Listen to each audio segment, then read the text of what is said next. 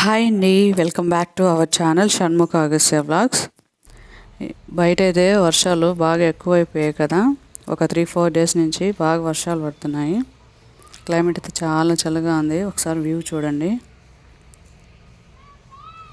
ఇలా క్లైమేట్ చాలా చల్లగా ఉన్నప్పుడు వేడివేడిగా ఏదైనా తింటే చాలా బాగుంటుంది కదా. అందుకే బజ్జీ వేసేద్దామని అనుకుంటున్నాను. చూడండి, చెట్లు వర్షం వల్ల చెట్లు మాత్రం ఫుల్ క్లీన్ అయిపోతాయి కదా. సరే, ఇప్పుడు బజ్జీ వేసేయడం కోసం ప్రిపరేషన్ స్టార్ట్ చేసేద్దాం రండి. ముందుగా ఒక బౌల్ తీసుకున్నాను. దీంట్లో 1 కప్పు శనగపిండి వేస్తున్నాను. ఇప్పుడు ఇందులోకే 1 టేబుల్ స్పూన్ సాల్ట్ వేస్తున్నాను. కొంచెం బేకింగ్ సోడా, 1 టేబుల్ స్పూన్ కారం, కొద్దిగా పసుపు వేసాను. 1 హాఫ్ టేబుల్ స్పూన్ జీరా వేసి ఇప్పుడు దీన్ని ఒకసారి బాగా కలుపుతున్నాను. ఇప్పుడు 1 గ్లాస్ వాటర్ తీసుకొని కొంచెం కొంచెంగా పోసుకుంటూ పిండిని కలుపుదాం. ఒక్కసారిగా పోస్తే పిండి జారు అయిపోతుంది, అది బజ్జీలకి రాదు. కాబట్టి వాటర్ కొంచెం కొంచెంగా వేసుకుంటూ మనకి ఏ కన్సిస్టెన్సీలో కావాలో ఆ కన్సిస్టెన్సీ వచ్చే వరకు నెమ్మదిగా కలుపుకుంటూ ప్రిపేర్ చేసుకుందాం. చూడండి, ఇలా చిక్కగా వస్తే సరిపోతుంది. కన్సిస్టెన్సీ అనేది మరీ పల్చగా కాకుండా ఇలా స్పూన్తో తీసుకుని వేసేటప్పుడు ఇలా జారుగా ఉంటే సరిపోతుంది. ఇప్పుడు బజ్జీ వేయడం కోసం నేనైతే 1 పొటాటో తీసుకుంటున్నాను. ఇప్పుడు దీన్ని కట్ చేసేస్తున్నాను. ముందు దీన్ని పీల్ ఆఫ్ చేసేసి దీన్ని సన్నగా చాప్ చేసేసుకున్నాను. ఇప్పుడు ఈ చాప్ చేసిన ముక్కలన్నీ వాటర్లో వేసి నీట్గా క్లీన్ చేద్దాం.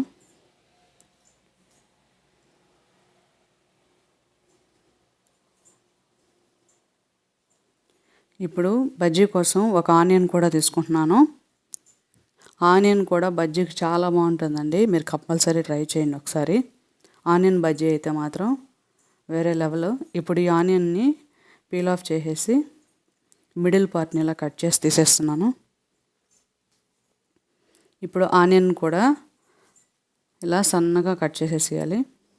చూస్తున్నారు కదా, ఇలా సన్నగా వస్తే సరిపోతుంది. ఇలా ఆనియన్ని ముక్కలన్నీ కట్ చేసి ఇలా పక్కన పెట్టేసుకున్నాను. ఇలా అన్నీ ఇలా సన్నగా కట్ చేసి పెట్టేశాను. ఇప్పుడు స్టవ్ వెలిగించి 1 ప్యాన్ పెట్టి ఆయిల్ వేసి మీడియం ఫ్లేమ్ మీద ఆయిల్ని హీట్ అవనిద్దాం. ఆయిల్ అనేది హై ఫ్లేమ్లో పెట్టి హీట్ అయిపోతే బజ్జీ వేయగానే పైన కలర్ వచ్చి మాడిపోతుంది, కానీ లోపలంతా పచ్చి పచ్చిగానే ఉంటుంది పిండి. కాబట్టి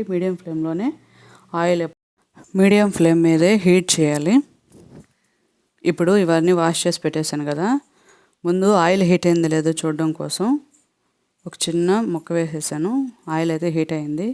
ఇప్పుడు అన్నీ 1 బై 1 డిప్ చేసేసి ఆయిల్లో వేసేద్దాను. ముందుగా నేనైతే ఆనియన్ తీసుకున్నాను. ఇలా నీట్గా డిప్ చేసేసి ఇప్పుడు దీన్ని ఆయిల్లో వేసేస్తున్నాను. ఇప్పుడు సేమ్ ఇలాగే 1 పొటాటో కూడా తీసుకుంటున్నాను. దీన్ని కూడా ఇలా 2 సైడ్స్ ఇలా డిప్ చేసి దీన్ని కూడా వేసేస్తున్నాను. ఇలాగే అన్నీ 1 బై 1 వేసేస్తున్నాను. ఇప్పుడు ఇవి బాగా ఫ్రై అవనిద్దాం. వీటిని గోల్డెన్ కలర్ వచ్చే వరకు ఉంచి తర్వాత బయటకు తీసేద్దాం. ఇలా 2 సైడ్స్ తిప్పుతూ వీటిని బాగా ఫ్రై చేయాలి. చూసారు కదా, ఇలా కలర్ ఇలా వస్తే సరిపోతుంది. ఇప్పుడు వీటిని పక్కకు తీసేసి మిగిలినవి కూడా ఇలాగే వేసేస్తున్నాను.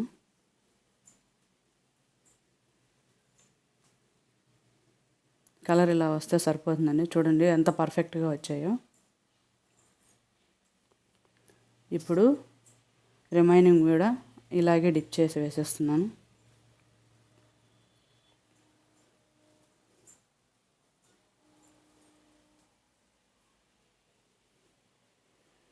ఇలా అన్నీ బాగా ఫ్రై చేసేసుకున్న తర్వాత ఇలా బయటకు తీసేస్తున్నాను.